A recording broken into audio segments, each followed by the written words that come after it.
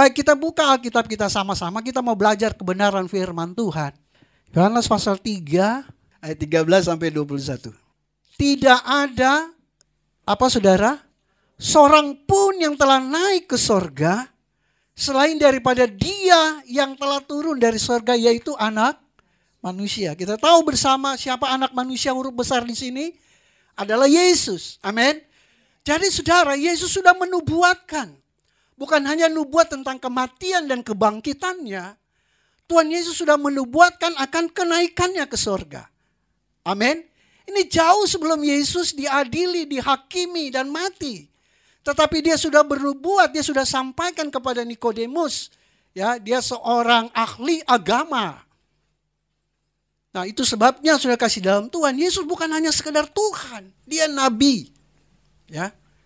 Sebagai nabi dia bernubuat, karena nabi itu saudara, ini selalu berkaitan dengan nubuat.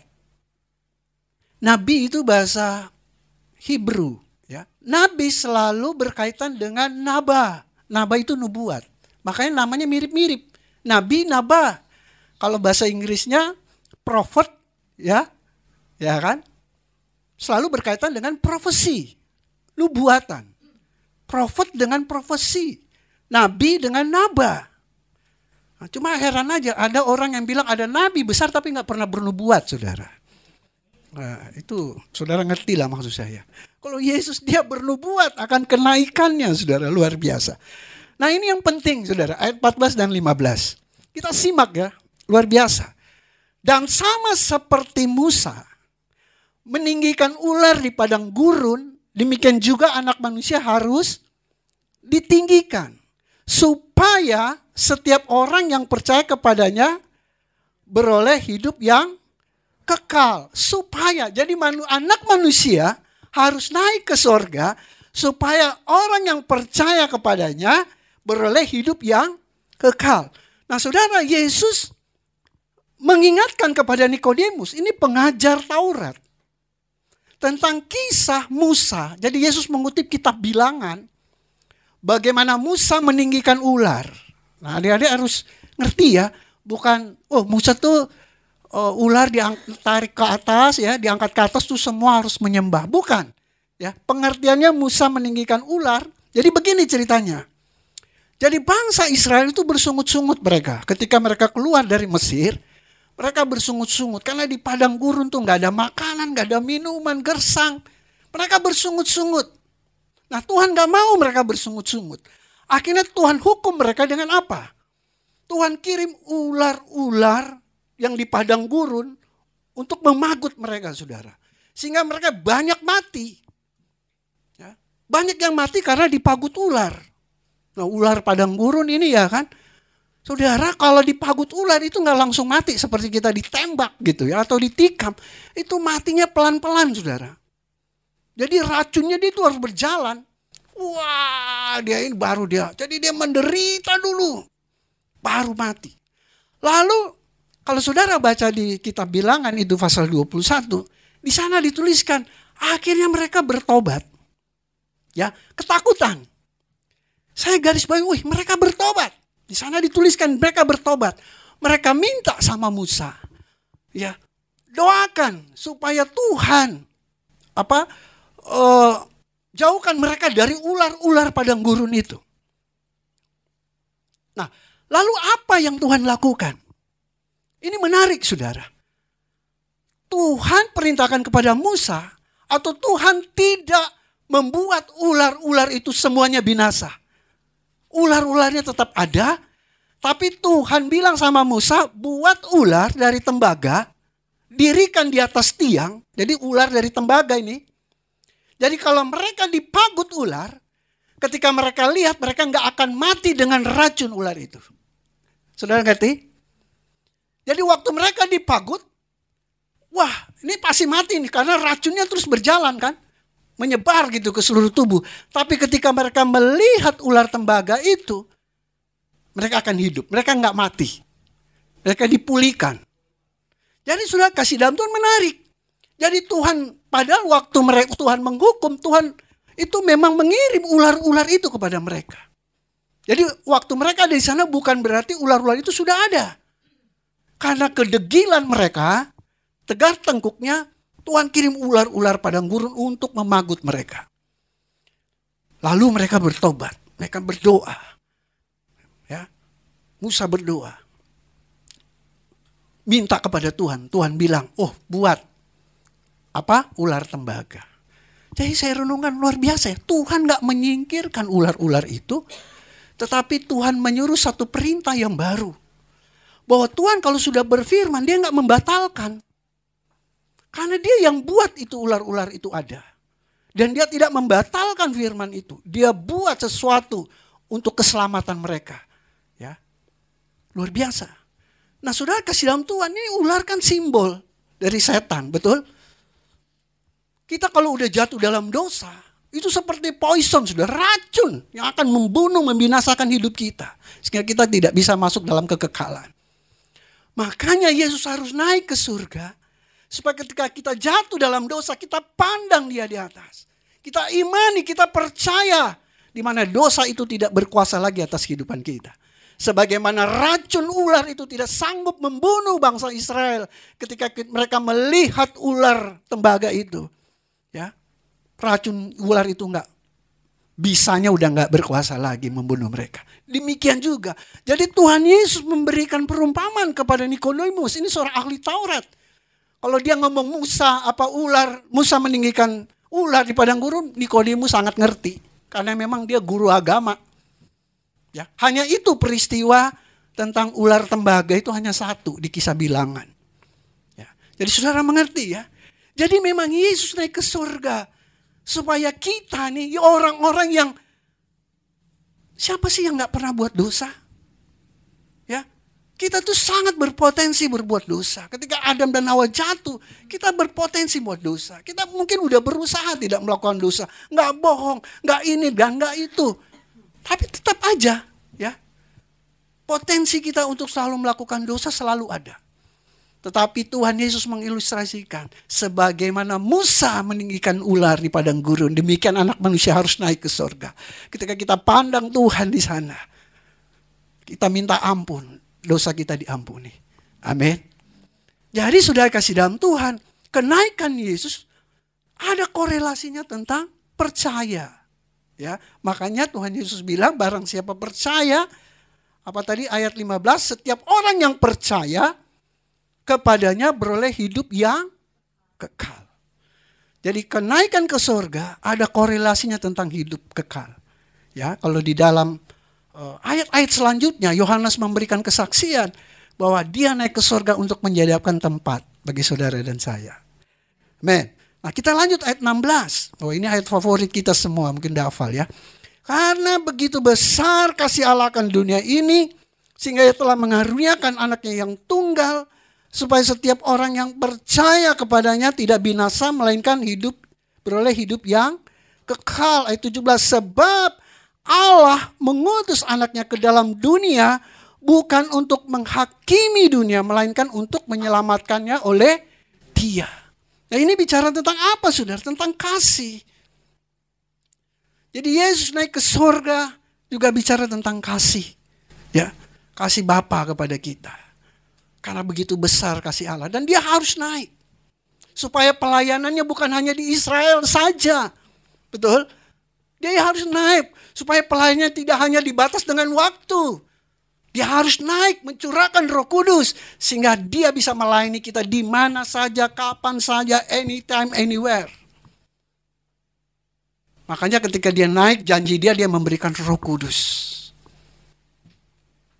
Saya pernah khotbahkan bahwa Tuhan Yesus masih melayani kita sampai sekarang. Amin. Dia masih melayani kita loh saudara. Dia gak pernah ninggalin kita. Asalkan kita mau hidup dipimpin Roh Kudus, dia melayani kita, dia nasihati kita, dia mengingatkan kita untuk hal-hal yang baik. Hal-hal tentang firman Tuhan, dia selalu remind dalam hati kita ya. Nah, jadi luar biasa. Jadi kenaikan juga berhubungan dengan kasih Tuhan kepada kita. Amin. Nah, ayat selanjutnya ayat 18. Barang siapa percaya kepadanya, ia tidak akan dihukum. Barang siapa tidak percaya, ia telah berada di bawah hukuman sebab ia tidak percaya dalam nama Anak Tunggal Allah. Jadi berkali-kali ada kata percaya dari mulai ayat yang ke-13 tadi. Percaya. Jadi ada korelasi yang sangat kuat antara kenaikan Yesus dengan percaya. Dan percaya di sini menggunakan kata pistis yang artinya have in faith. Bukannya sekedar saya percaya, tapi ada iman. Ya, percaya dengan iman, saudara. Nah, ayat 19. Dan inilah hukuman itu. Terang telah datang ke dalam dunia, tetapi manusia lebih menyukai kegelapan daripada terang. Sebab perbuatan-perbuatan mereka jahat. Ayat 20. Sebab barang siapa berbuat jahat, membenci terang, dan tidak datang kepada terang itu, supaya perbuatan-perbuatan yang jahat itu tidak nampak. Nah, jadi saudara kasih dalam Tuhan, peristiwa kenaikan ada korelasinya dengan iman, dengan percaya, ya. Dan ada korelasinya iman dan percaya itu dengan kehidupan terang. Amin. Jadi kita nggak bisa memahami firman hanya dengan satu ayat, semua ada korelasinya. Karena banyak orang bilang begini, yang penting saya percaya. Tapi kita harus mengerti dulu ayat-ayat selanjutnya. Bahwa soal percaya itu ada korelasi yang sangat kuat dengan hidup dalam terang. Amin. Nah, apa terang itu? Ayat 21 menjelaskan kepada kita semua. Tetapi barang siapa melakukan apa? Yang benar. Sama-sama katakan, melakukan yang benar. Sekali lagi, melakukan yang benar. Ya, tetapi barang siapa melakukan yang benar, ia datang kepada terang, supaya menjadi nyata bahwa perbuatan-perbuatan dilakukan dalam Allah. Jadi hidup dalam terang adalah hidup yang melakukan kebenaran. Amin. Jadi surga itu bukan bicara tentang just believe, hanya percaya, tetapi sangat ada hubungannya kuat dengan hidup dalam terang. Apa itu dalam terang? Hidup berjalan dalam kebenaran, melakukan kebenaran. Apa itu kebenaran, saudara? Firman Tuhan. Amin. Gak ada satupun yang salah di sini. Inilah ukuran kita. Inilah standar kebenaran itu. Firman Tuhan. Dan firman itu telah menjadi manusia. Yaitu Yesus Kristus Tuhan. Amin. Ya, firman yang telah menjadi manusia itu Yesus. Nah, saudara kasih dalam Tuhan, next slide. Tadi ayat 15 katakan, supaya setiap orang yang percaya kepadanya beroleh hidup yang kekal. Pertanyaan saya kepada saudara, baik yang ada di rumah. Apakah setiap orang percaya pasti beroleh hidup kekal? Setiap orang percaya pasti beroleh hidup kekal. Ya atau tidak? Pasti atau tidak? Tadi saya sudah jelaskan loh korelasinya. Kalau ada yang percaya tapi hidup dalam kegelapan gimana? Oh, saya percaya pakai salib. Oh, salibnya gede. Ya kan? Tapi kalau dia hidup dalam kegelapan, dia bisa hidup kekal enggak? Tidak. Amin. Tidak, saudara. Jadi itu sebabnya, itu yang luar biasanya kekristenan. Ketika kita memahami kebenaran, kita bukan mengambil kebenaran dari satu ayat.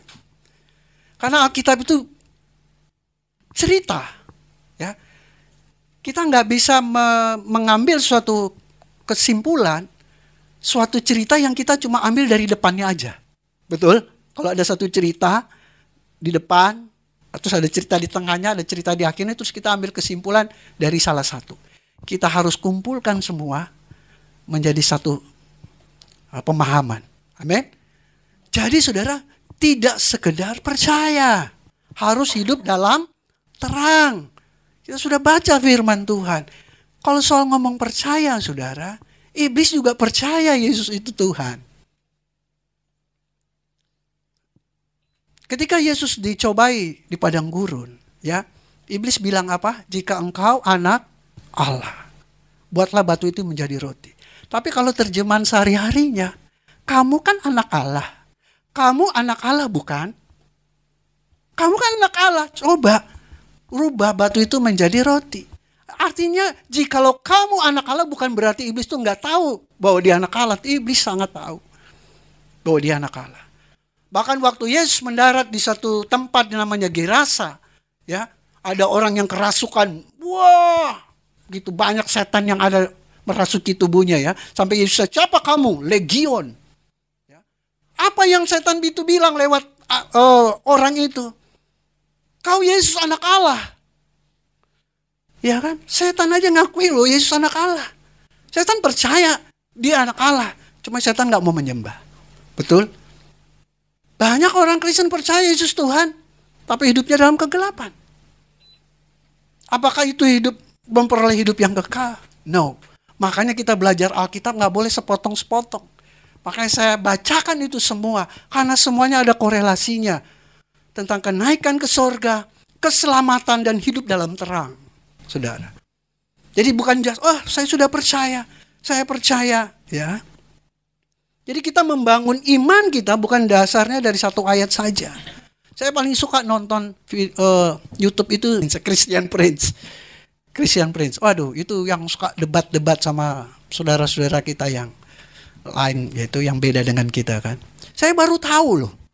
Saya kalau ikutin itu bahwa mereka punya kitab suci. Yang menurut mereka kitab suci itu nggak seperti kita yang cerita yang berkesinambungan.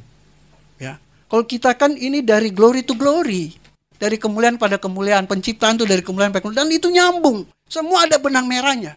Kalau mereka itu nggak nyambung, ini entah lain, itu apa, nggak ada hubungannya. Ya, itu beda. Saya baru begitu ya kita mereka. Saya nggak pernah pelajari, jadi saya pelajari kalau nonton Christian Prince saja. Jadi itu sayangnya banyak orang Kristen juga hanya memahami ya iman hanya karena 1-2 ayat, ya kan? Padahal kita harus membangun iman kita dengan firman Tuhan yang secara komprehensif tentunya. Nah, jadi banyak saudara contoh-contoh ya. Bahkan saya pernah dengar seorang artis, saya nggak usah sebutin namanya, dalam suatu forum, dia kebetulan dalam satu forum yang sama, saya dengar dia ngomong waktu itu tentang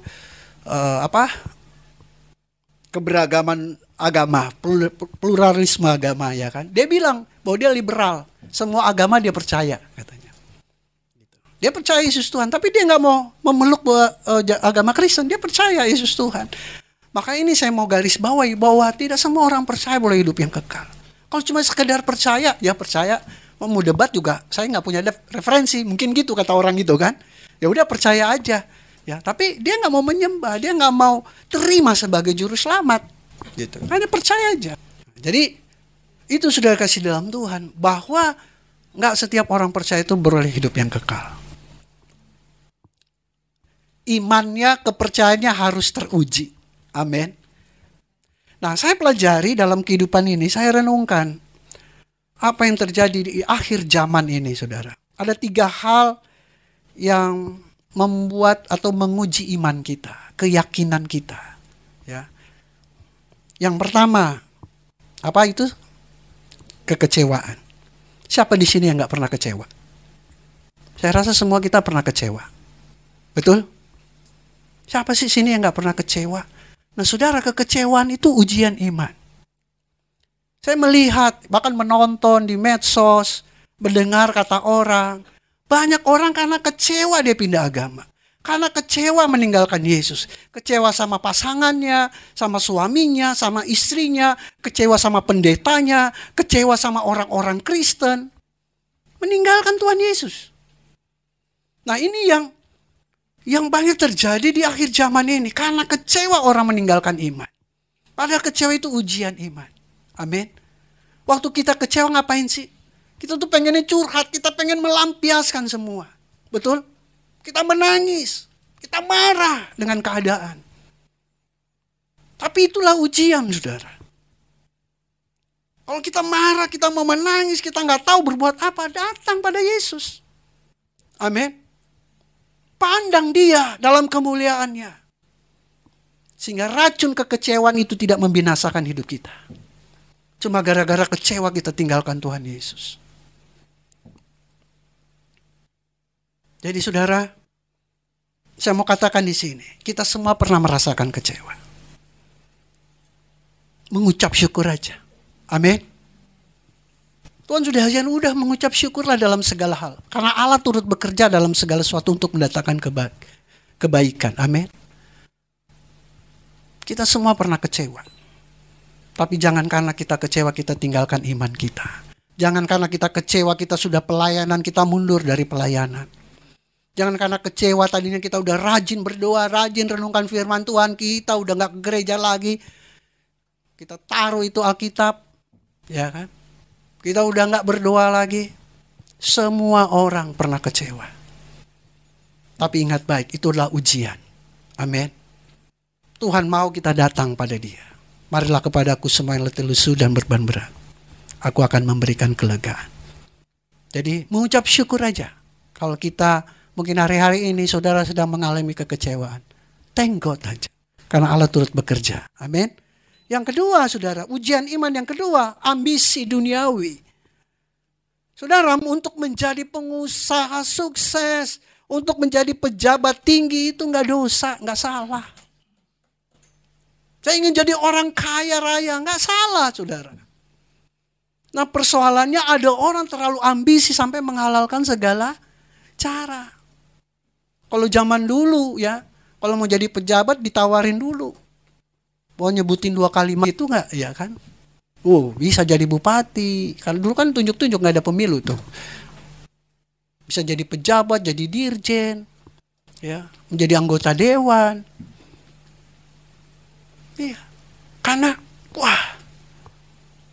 pengen punya segala-galanya, saudara. Tergiur dengan harta duniawi. Kalau cowoknya bilang gini, kalau lu sayang sama gua, ayo lu ikut agama gua. Wah, si cewek ini pikir, udahlah, apalah artinya agama itu. Yang penting gua kawin sama orang kaya. Gua punya fasilitas apa. Ini. Banyak orang begitu loh, saudara. Ya. Karena apa? Ambisi duniawi, pengen ini, pengen itu. Saudara, kita tuh orang-orang yang selalu ingin memuaskan keinginan kita, ya. Makanya firman Tuhan katakan apa? Keinginan daging sangat bertentangan dengan keinginan roh, ya. Jadi untuk kaya nggak apa-apa, untuk menjadi orang sukses nggak apa-apa, saudara. Tetapi biarlah semua itu terjadi karena kita benar-benar hidup takut akan Tuhan, ya. Tuhan bisa memberkati kita, Tuhan bisa menjadikan kita kaya raya. Tuhan bisa ngangkat kita sebagaimana Yusuf ya dibuang kakak-kakaknya dihianati, Tuhan angkat jadi perdana menteri. Karena dia Tuhan yang berkuasa, dia sanggup melakukan apa saja. Dia bisa ngangkat hidup kita. Tapi kalau kita jadi kaya, kita diangkat, ya biarlah itu karena perkenanan Tuhan ya. Jangan kita menggunakan cara-cara yang tidak sesuai dengan kehendak Tuhan. Yang terakhir saudara, ujian iman itu apa? Gagal paham, ya. Karena banyak orang ini gagal paham tentang kekristenan. Ada orang Kristen baik, soleh, ya. Tapi tiba-tiba dia pindah agama, saudara. Karena gagal paham dengan firman. Dia sih nggak pernah melakukan kejahatan. Karena dia nggak ngerti akan firman. Makanya tadi saya kasih contoh. Banyak orang, ngambil satu ayat, sudah dia jadikan itu satu kebenaran. Ya. Sekali selamat, tetap selamat. Wah, ini yang bahaya. Ingat, keselamatan itu pasti bagi orang yang percaya. Tetapi percaya yang bagaimana? Percaya yang harus hidup dalam terang. Amin. Hidup dalam kebenaran. Hidup dalam terang itu hidup dalam kebenaran, saudara. Nah, maaf ini saya agak singgung sedikit tentang, karena di YouTube sekarang lagi rame, ya. Soal tentang tidak perlu perpuluhan. Perpuluhan sudah tidak berlaku. Wah, pokoknya udah diviralkan di medsos-medsos, saudara. Mau di TikTok, di mana. Saudara, gereja Glow Cibubur, ini gereja Bethel Indonesia. Ya. GBI itu masih memperlakukan perpuluhan. Karena itu bukan bicara tentang peraturan gereja, karena itu ketaatan kepada Alkitab. Nah, banyak orang-orang GBI sendiri sudah terpengaruh dengan ajaran-ajaran itu. Ya terserah kalau dia memahaminya begitu, tetapi GBI memahami bahwa perpuluhan adalah bukti ketaatan kita kepada Tuhan. Kita gereja Bethel Indonesia. Jadi jangan membandingkan gereja kita dengan gereja yang lain. Ini gereja Bethel Indonesia. Bahkan gereja ini puji Tuhan, ya, sampai bulan kemarin masih kasih perpuluhan ke sinode. Ya, juga kasih perpuluhan. Karena memang di gereja Bethel Indonesia memberikan perpuluhan. Karena itu memang sudah tata caranya gitu. Menjadi anggota gereja Bethel Indonesia. Jadi kalau bicara perpuluhan, wah ini pendeta ngomong duit. Loh, itu memang ketaatan. Itu salah satu pengajaran, ya.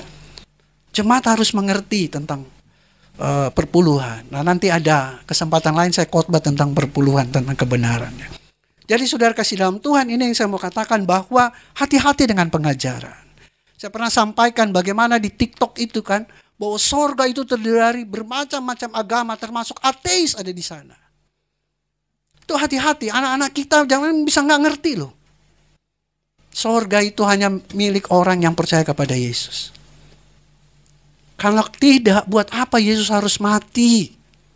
Kalau ada jalan lain masuk ke sorga. Ngapain dia harus rela disiksa, digantung di kayu salib? Kalau ada jalan lain untuk keselamatan. Makanya Petrus bilang, di bawah kolong langit ini hanya tidak ada nama lain yang olehnya kita selamatkan. Hanya Yesus Tuhan.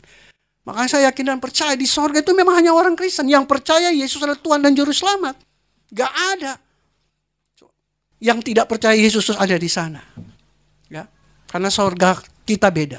Sorga kita nggak ada bidadari-bidadarinya itu ya. Kita hidup dengan penuh sukacita, tidak ada penderitaan.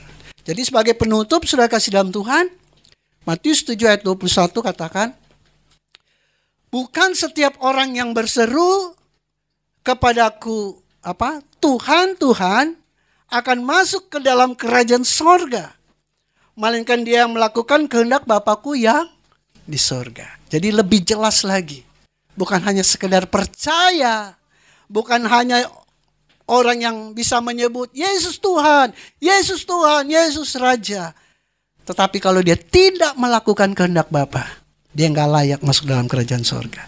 Amin. Haleluya. Tuhan Yesus memberkati kita semua. Amin.